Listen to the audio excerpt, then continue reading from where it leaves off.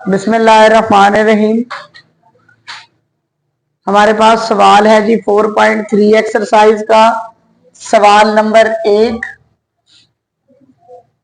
Find slope and inclination angle. Slope निकालने और inclination angle निकालने। ये हमारा ना टॉपिक स्टार्ट हो गया स्लोप वाला। स्लोप से रिलेटेड जितने भी क्वेश्चन है मैंने आपको सारे करवा देने हैं। क्वेश्चन नंबर 1 का first part, A is equal to नाम नहीं दिया हुआ, मैंने खुद से नाम दिया है। A is equal to -2/5 and B is equal to 5/11। उसने कहा find slope and inclination. Slope के लिए ना आपके पास 3 फार्मूले हैं। नंबर 1, स्लोप को m से जाहिर करते हैं।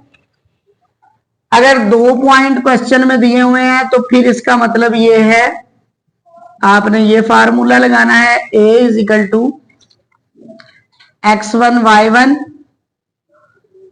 x2y2। सेकंड फार्मूला है m is equal to -a/b। ये फार्मूला स्लोप का कब लगता है? हमें 2 पॉइंट्स दिए हों, इसमें से पहले पॉइंट को हम कहते हैं x1y1 और दूसरे पॉइंट को हम कहते हैं x2y2। ये फार्मूला कब लगता है? जब हमें इक्वेशन दी हो ax plus B Y plus C is equal to 0। ये फार्मूला हमने तब लगाना है जब हमें इक्वेशन दी हो। और तीसरा फार्मूला है m is equal to tan alpha. ये फार्मूला कब लगाया जाता है? जब हमें एंगल दिया हो, इंक्लिनेशन एंगल अल्फा। जब हमें इंक्लिनेशन एंगल दिया हो तो फिर हमने ये फार्मूला लगाना है। इंक्लिनेशन एंगल किसे कहते हैं?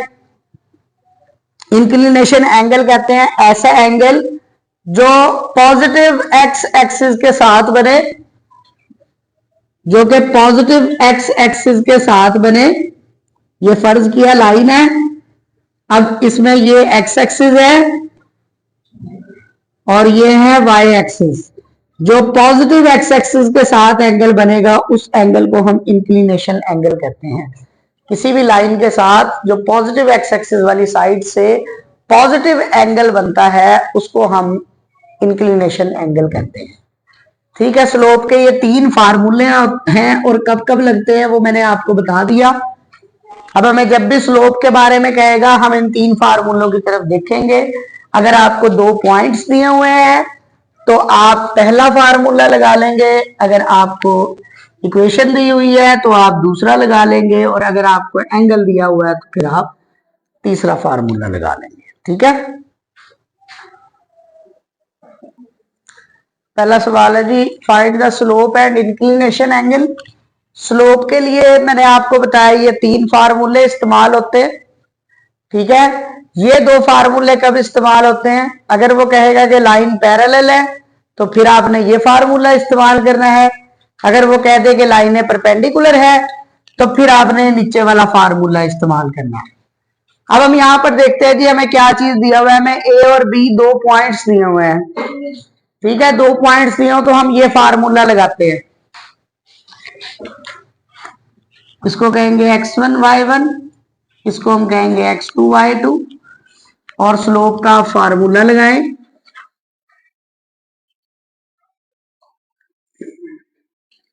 y2 की वैल्यू कितनी है 11 माइनस y1 की वैल्यू है 4, x2 की वैल्यू कितनी है 5 माइनस x1 की वैल्यू है -2, तो ये हो जाएगा +2। 7/7 1, ये मेरे पास स्लोप की वैल्यू आ गई 1। ठीक है, अब उसने आगे हमें कहा कि फाइंड इंक्लिनेशन एंगल। स्लोप भी निकालें और इंक्लिनेशन भी निकालें।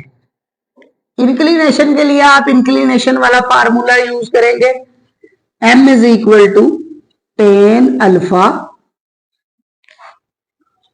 और यहां पर आप m की कीमत पुट कर दें। हमारे पास m की कीमत आई है 1 पुट करें।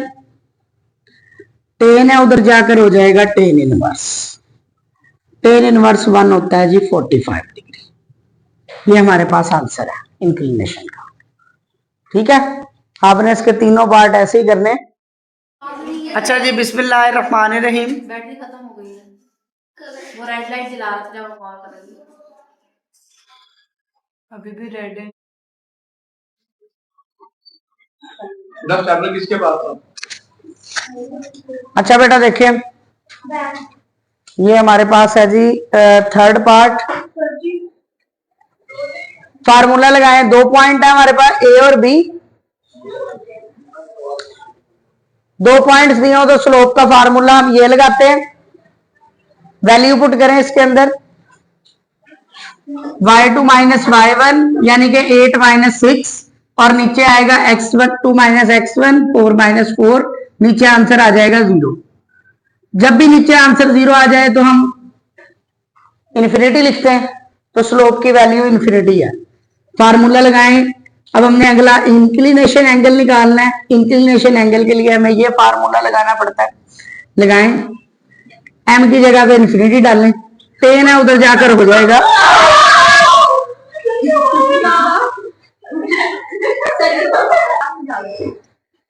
अच्छा, m की वैल्यू है इन्फिनिटी, आप m की जगह पे इन्फिनिटी डालेंगे, 10 है उधर जाकर 10 इनवर्स हो जाएगा। 10 इनवर्स इन्फिनिटी हम जानते हैं कि 90 डिग्री होता है। ये हमारे पास इंक्लिनेशन आ गया। स्लोप निकालने के लिए आप स्लोप वाला फार्मूला लगाएंगे, उसके बाद इंक्लिनेशन निकालना है, इंक्लिनेशन वाला ये फार्मूला आपके लगाएंगे, इसमें वैल्यू पुट करें, आपके पास आंसर आ जाएगा। इसके बाद नेक्स्ट क्वेश्चन है जी, क्वेश्चन नंबर 3 हमारे पास। चले जी, बिस्मिल्लाहिर्रहमानिर्रहीम। सवाल नंबर 3 है, by the means of slope, slopes की मदद से show that points lie on the same line. साबित करें कि पॉइंट्स जो हैं एक ही लाइन पर हैं।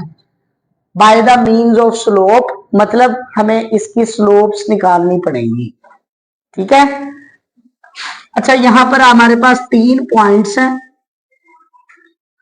तो लेकिन हमारा जो स्लोप वाला फार्मूला है वो लगता है सिर्फ 2 पॉइंट्स पे। ठीक है, तो हमने क्या करना है, आपने क्या करना है, पहले आप ए और बी की स्लोप निकाल लेंगे, फिर आप लोग बी और सी की स्लोप निकाल लेंगे।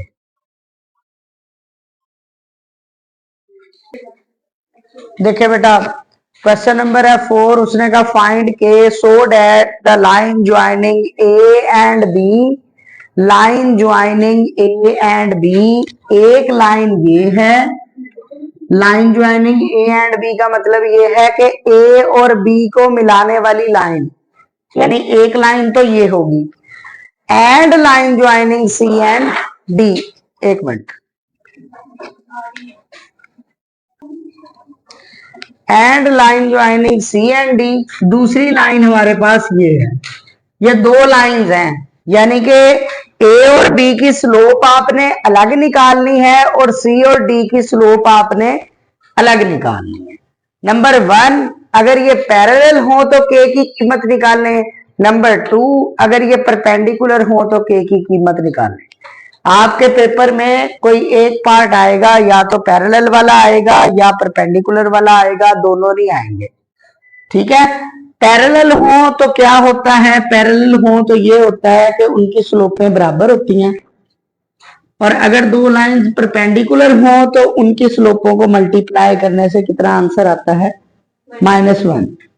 यानी कि जब भी आप पैरेलल और परपेंडिकुलर का वर्ड सुनेंगे, आप सबसे पहले नंबर पे स्लोप निकालेंगे। ठीक है, आपने किस किस की स्लोप निकालनी है, पहले आपने स्लोप निकालनी है ए और बी की, फिर आपने स्लोप निकालनी है सी और डी की। ठीक है, पैरेलल होगा तो आपने पैरेलल वाला फार्मूला लगाना है और के की कीमत निकालनी है, और अगर परपेंडिकुलर होगा तो परपेंडिकुलर वाला फार्मूला लगाएंगे और के की कीमत निकालेंगे। पहले मैं इनकी स्लोप्स निकालता हूं, ए और बी की स्लोप निकालता हूं। ए इज इक्वल टू है 7/3, बी इज इक्वल टू है C is equal to है -4/5 and D is equal to है -6/4।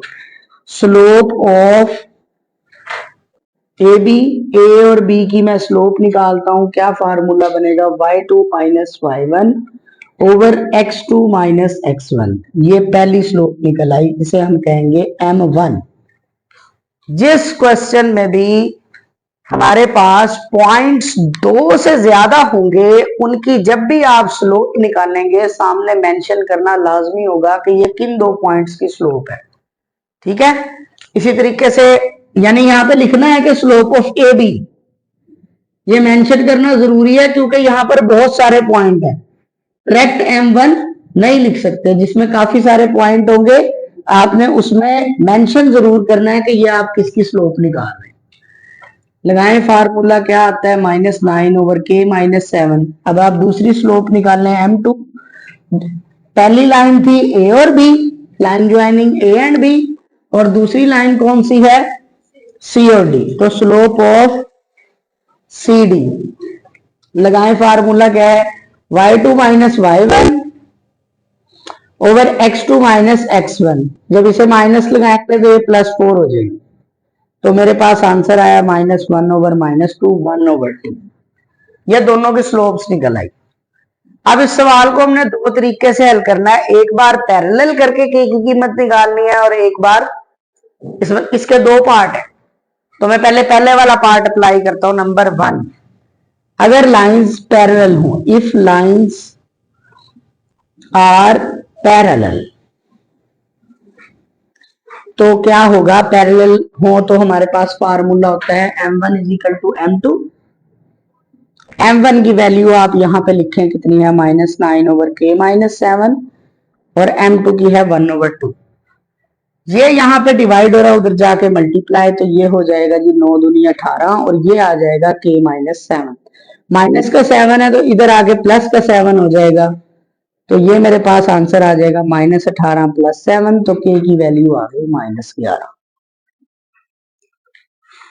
इसके बाद दूसरा पार्ट है जी इसका कि लाइंस आर परपेंडिकुलर, उसमें आप ये फार्मूला लगाएंगे m1 m2 = -1। ठीक है,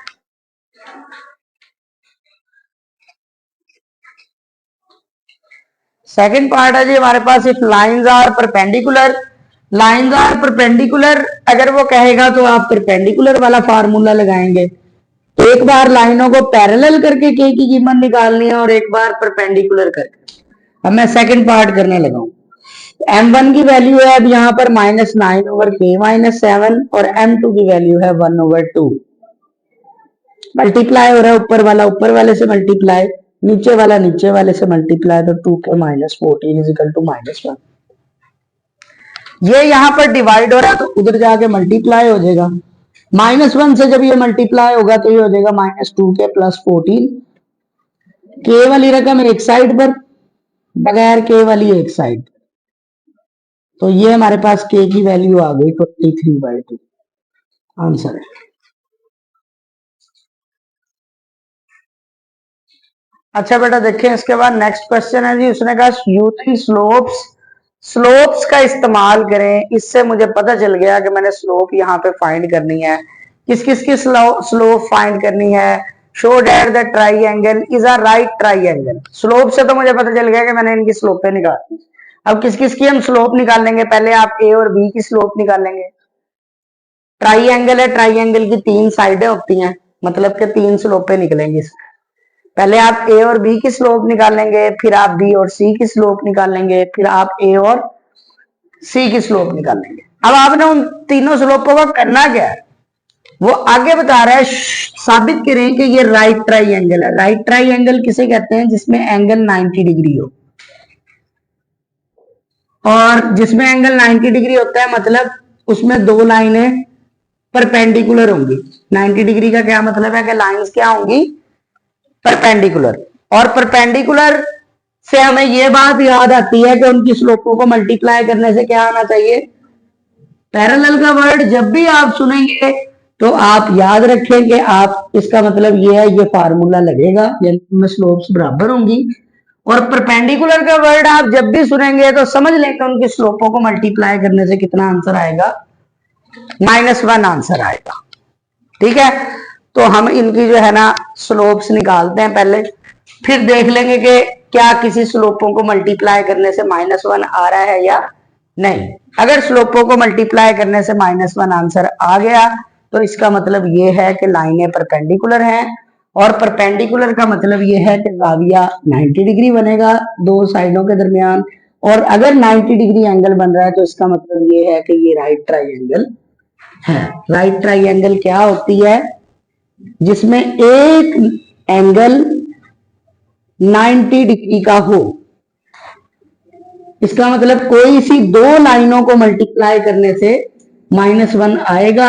हमें नहीं पता कि किन दो को किस स्लोपों को मल्टीप्लाई करने से -1 आएगा, इसलिए हम तीनों साइडों की स्लोप निकालेंगे। कोई सी दो को मल्टीप्लाई करने से -1 आएगा। चलो जी, ए और बी की स्लोप निकालते हैं। y2 - y1 x2 - x1, तो ये आ गया 6/-4, तो आंसर आ गया -3/2। इसी तरीके slope of C D, sorry A B आएगी, फिर अगली है बी सी आएगी। बी और सी की स्लोप निकालेंगे y2 - y1 x2 - x1 -14 -8 minus plus 2 के टेबल पे कटेगा 7/4। अब आप m3 स्लोप निकालें, स्लोप ऑफ ए सी, ए और सी की slope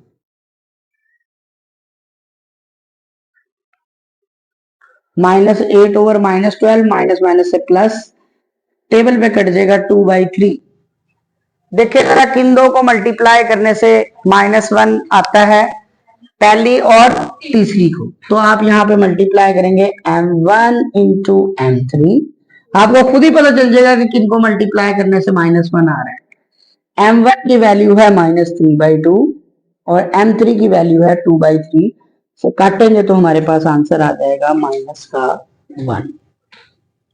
so A B and C are vertices of right triangle. Right triangle, R T का मतलब होता है राइट ट्राइंगल। उसने कहा find two pair of point are given, दो पेयर ऑफ पॉइंट्स हमने दिए हुए हैं, दो जोड़े हमने दिए हुए हैं।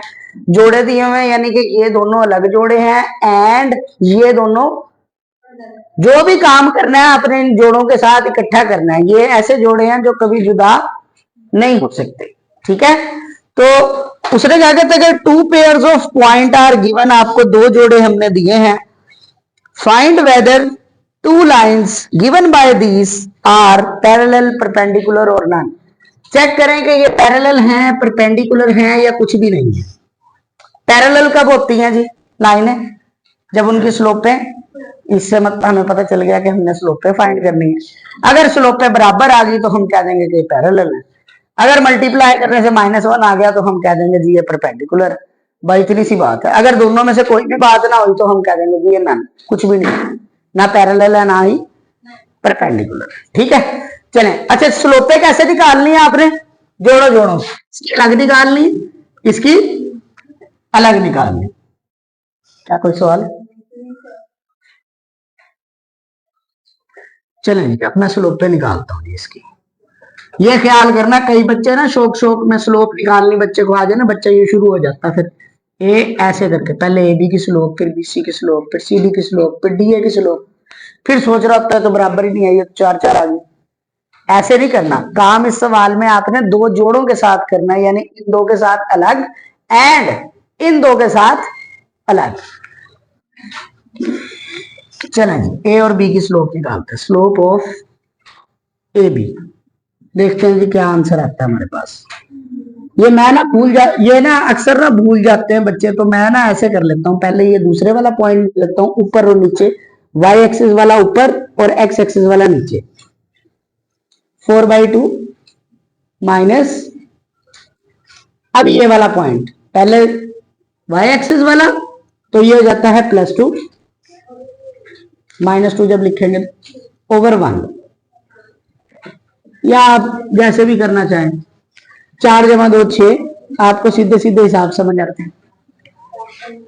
इसके बाद नेक्स्ट है जी m2, स्लोप ऑफ, अक्सर बच्चे ना भूल जाते हैं, इसको लिखें जी 2/-8 माइनस 1/4। ये वाला पॉइंट ऊपर लिखना है, दूसरे वाला, और ये पहले वाला पॉइंट आपने नीचे लिखना है।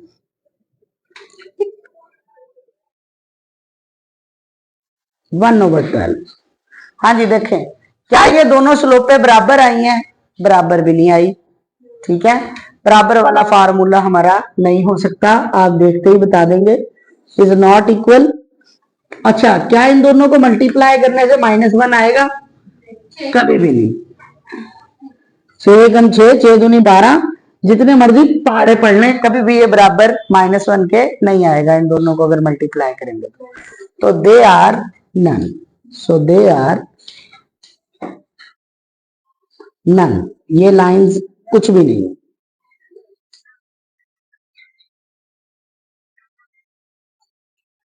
बिस्मिल्लाहिर्रहमानिर्रहीम। क्वेश्चन नंबर है 22 4.3 एक्सरसाइज का।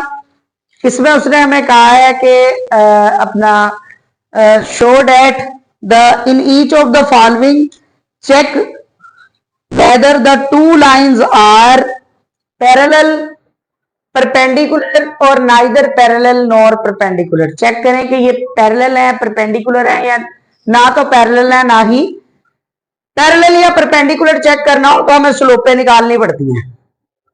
पहले तो ये थे 2 पॉइंट्स दिए हुए थे, हम धड़ धड़ स्लोपें निकाल रहे थे। आपने परेशान नहीं होना, यहाँ पर इक्वेशन दे दी है, इक्वेशन दी हो तो मैंने तरीकेकार बताया, इक्वेशन दी हो तो स्लोप का फार्मूला ये लगता है। अब इस तरीके से हम स्लोप निकालेंगे। ठीक है, इसमें ए क्या होता है और बी क्या होता है? ए कहते हैं एक्स के साथ वाली रकम को, और बी किसे कहते हैं? वाई के साथ वाली रकम को। तो यहां पर एक्स के साथ वाली रकम क्या है? 2, और वाई के साथ वाली रकम क्या है? 1। तो स्लोप निकल आएगी। लगाएं फार्मूला m1। यहां बताना है स्लोप ऑफ लाइन नंबर 1।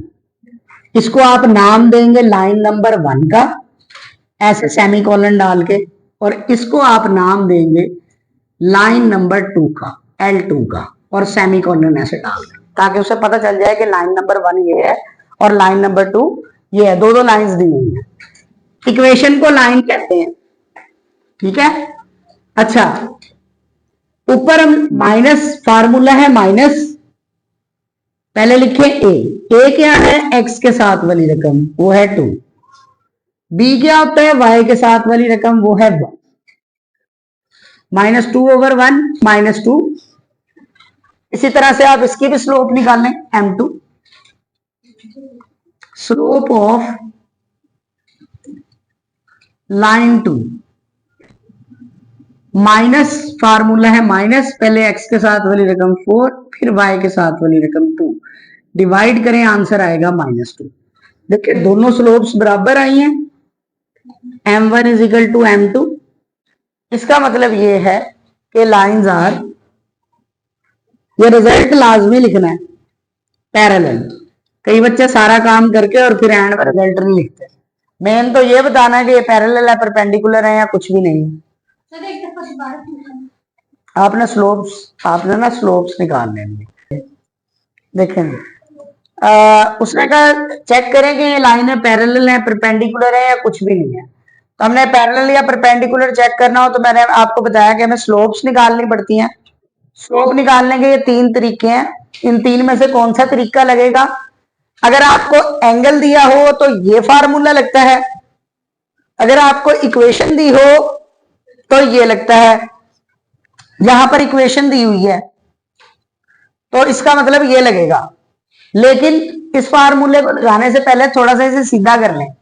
ये इक्वेशन थोड़ी सी टेढ़ी सी है, आप इसे पहले =0 की शक्ल में बना लें, ये जरूरी होता है। ये दोनों रकमें यहां प्लस हो रही हैं, इधर आकर माइनस, तो ये हो जाएगा -2x + 3y -5। मैंने देखे इसी तरतीब से लिखा है, इनको उधर लेकर गया हूं और इस तरतीब से मैंने लिखा है, x वाली रकम पहले, y वाली रकम उसके बाद, और बगैर x y वाली रकम, कांस्टेंट वाली रकम सबसे लास्ट में। पहले x वाली, वो देखे तरतीब वही है, फिर y वाली, और फिर कांस्टेंट वाली। इसी तरीके से हम यहां पर भी ये ऑलरेडी उसी तरतीब में है। इसको हम कहेंगे L1 और इसको हम कहेंगे L2। जब फॉर्म बन जाएगी फिर आपने कहना है सेमी कोलन। चलो जी फार्मूला लगाएं, M1 is equal to slope of line 1 क्या लगेगा जी, पहले है माइनस ए, ए की जगह है -2 और बी की जगह है 3, ये आ गया 2/3 M1।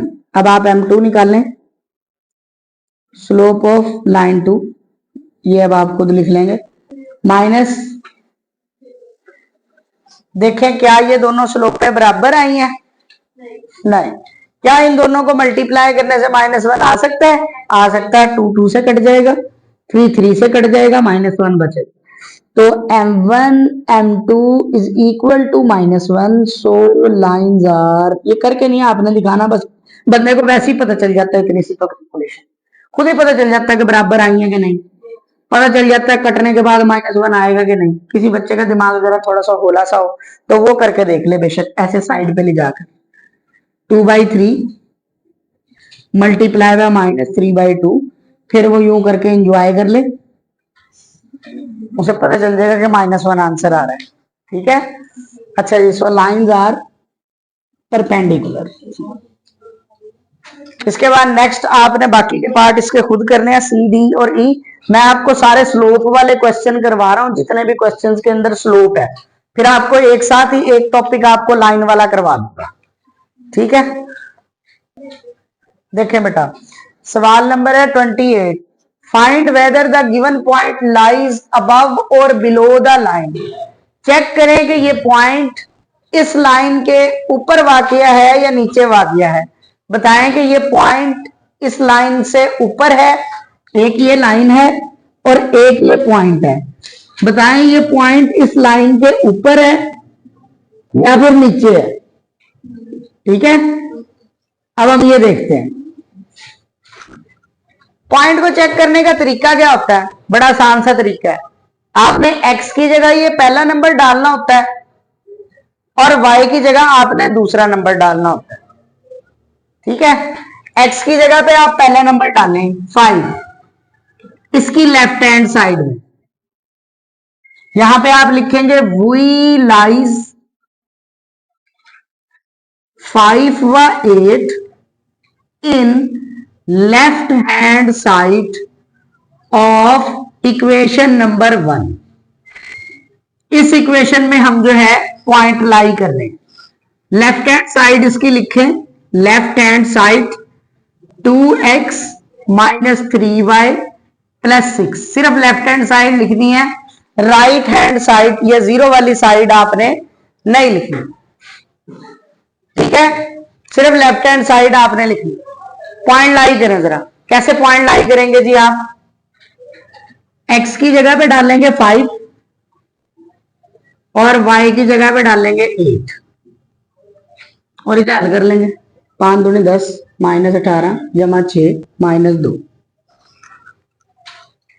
अलामत आई नेगेटिव। इसकी अलामत आपने मैच करनी है y की अलामत से। अगर y वाले की अलामत और इसकी अलामत है सेम, तीसरे 3 का पहाड़ा भी आता है। अच्छा देखें इधर, हमारे पास आया -8। अब आपने चेक क्या करना है, जो आपका आंसर आया उसका साइन, उसकी अलामत माइनस है और y की अलामत माइनस है, y का साइन भी माइनस है। अगर इनके साइनों सेम, इसका मतलब ये पॉइंट अब अप्लाई करेगा। और अगर इनके y वाले की, सिर्फ y वाले को चेक करना है आपने, अगर y वाले का और इसका साइन हो डिफरेंट तो फिर ये मतलब ये पॉइंट बिलो लाई करेगा। सिंपल सी बात है, आपने इसकी लेफ्ट हैंड साइड में पॉइंट पुट कर देना है। पॉइंट कैसे पुट करेंगे, x की जगह पे 5, y की जगह पे 8, आंसर आएगा। बस इनका साइन देखने हैं, इसका साइन और y का साइन सेम है तो ये अब लाई करेगा। 5 व 8 लाइज अबव द लाइन। अगले वाला आप खुद करेंगे। ये माइनस माइनस हो गया प्लस। सवाल नंबर है हमारे पास 29। उसने कहा check whether the points are on the same side और opposite side of the given line. Check करें ये दोनों पॉइंट एक ही साइड पर है या डिफरेंट साइड पे है। तो हमने अब दो दो पॉइंट्स चेक करने हैं। पहले हम 0 0 को इस इक्वेशन में लाई करवाएंगे, ठीक है। 0 0 को मैंने लाई करवाया, x की जगह हम लिखेंगे 0 और y की जगह भी हम लिखेंगे 0। हमारे पास आंसर है +20। हम अपने आंसर को मैच करते हैं y के साथ। इसके साथ है प्लस और इसके साथ है माइनस। प्लस माइनस होता है माइनस, नेगेटिव बनता है ये कुल मिलाकर। नेगेटिव है इसका मतलब ये है ये point below the line lies करेगा। अगर डिफरेंट साइन हो दोनों के तो मतलब ये जो पॉइंट आएगा ये लाइन के बिलो होगा, नीचे लाई करेगा, ठीक है। अब हम अगला पॉइंट लाई करते हैं इसके अंदर -4 व 7। इसमें दोनों पॉइंट लाई करवाने हैं, पहले 0 और बाद में -4 और 7। x की जगह पे -4 लिखेंगे, y की जगह पे 7 लिखेंगे। इसे आप सॉल्व करें, हमारे पास आंसर आता है -53, ठीक है। इसकी आपने अलामत चेक करनी है, इसका आपने साइन चेक करना है किसके साथ, y के साथ। माइनस और minus, minus minus plus same अलामतें हैं, लिहाजा ये पॉइंट जो है अबव लाई करेगा। अगर सेम अलामतें हो, एक जैसी अलामतें हो तो पॉइंट अबव लाई करेगा। अगर डिफरेंट अलामतें हो y के साथ तो फिर इसका मतलब ये पॉइंट बिलो लाई करेगा। अब उसने कहा है कि ये बताएं कि ये दोनों पॉइंट एक ही साइड पे है या ऑपोजिट साइड पे है। एक पॉइंट हमारा लाइन के नीचे वाकिया है और एक पॉइंट हमारा लाइन के ऊपर वाकिया है। तो इसका मतलब ये है ये दोनों पॉइंट्स एक ही साइड पर हैं या ऑपोजिट साइड पर हैं, ऑपोजिट साइड पर हैं। एक नीचे है और एक ऊपर है, लिहाजा दोनों points lies on the opposite side of the line. And में ये रिजल्ट आपने लिखे हैं।